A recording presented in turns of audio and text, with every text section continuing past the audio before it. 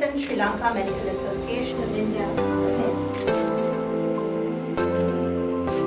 Many esteemed, Deputy Minister of Health.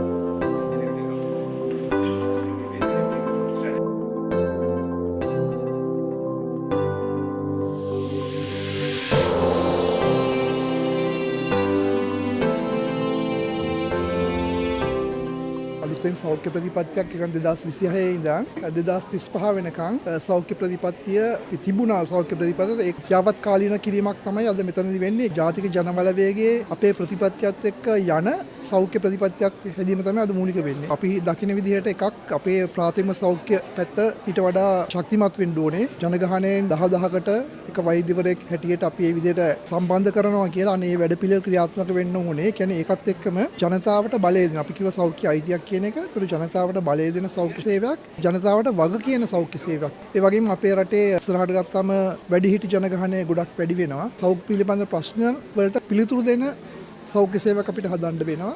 ඒ වගේම අපේ රටේ මානසික රෝග වැඩි වෙනවා. ඉතින් අපේ ප්‍රතිපත්ති ප්‍රකාශනයක සඳහන් කරලා තියෙනවා. ඒ නිසා ඒකට වෙනම වැඩ පිළිවෙලක් යන්න වෙනවා. ප්‍රජා මූලික වෙච්ච වැඩසටහන් යන්න වෙනවා. ඒ වගේම අපේ සෞඛ්‍ය සේවාවන් වල ගුණාත්මක භාවය වැඩි කරන්න. ඒ වගේම අපේ රෝහල් වල ගුණාත්මක භාවය වැඩි කරන්න අපිට අවුට්කම් බේස් කියන එක. ඒ කියන්නේ අපි රෝගියා සුව වෙනවද නැද්ද? ගොඩනැගිලි, ලස්සන ගොඩනැගිලි, ඒ කියන්නේ මේ ක්වොලිටි කියන්නේ හොඳ සේවාවක් දෙන්න රෝගීන්ව අපහසුතාවයට පත් නොකර රෝගීන්ට ලස්සනට කතා කරලා රෝගී සේවාවන් බොහොම ඉතා ඉක්මනින් රෝහලෙන් කරගෙන සුව වෙලා. ඉතින් අන්න එවැනි තත්ත්වයකට තමයි පත් වෙන්න ඕනේ. අන්න ඒක අපේ සෞඛ්‍ය ප්‍රතිපත්තියේ තියෙනවා.